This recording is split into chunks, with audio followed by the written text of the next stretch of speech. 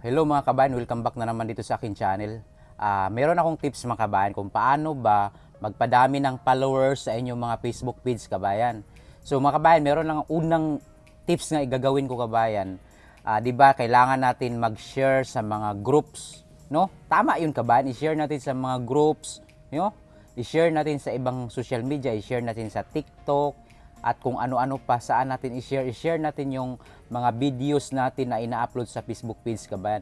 Pero wag na wag ninyong gamitin yung admin ninyo sa page ninyo kasi bawal yon. Wag kayong mag-share gamit ang admin Facebook mo at wag kang mag-post sa admin mo. Alam mo ba yung admin? Ibig kong sabihin kabayan, bago ka gagawa ng Facebook page, dadaan ka sa Facebook, 'di ba? So yung Facebook na yun kabayan na dinaanan ng page mo, wag mong gamitin pang-share sa mga group at pang-share sa Facebook mo. Wag na wag mong gagamitin yun kasi bawal yun kabayan.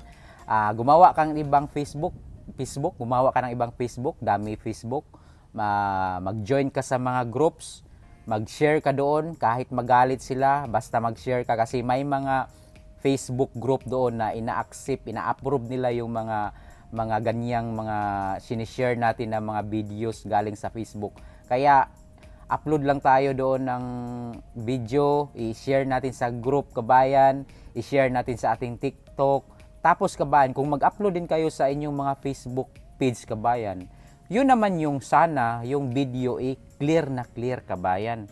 Huwag kayong yung maganda naman sana yung kuha ng video nyo. Kahit anong content kabayan, maganda. Basta kung ang kuha sa video ninyo ay malinaw kabayan.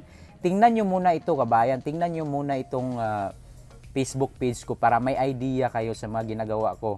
Meron kayong idea kung ano yung content ko, buhay isang OFW, kung gaano ba siya ka-clear na video kabayan. Gumamit din kayo ng medyo, kung hindi naman kayo, hindi naman klaro medyo yung camera ninyo, sana naman may paraan kayo na medyo kahit hindi siya gaanong ka-clear, at least yung klarong-klaro kabayan, yung medyo klaro naman konti kabayan, hindi yung dark yung pagkuha ng video ninyo, tapos kahit ano na lang yung ina-upload nyo, dapat isang content lang yung ina-upload nyo kabayan.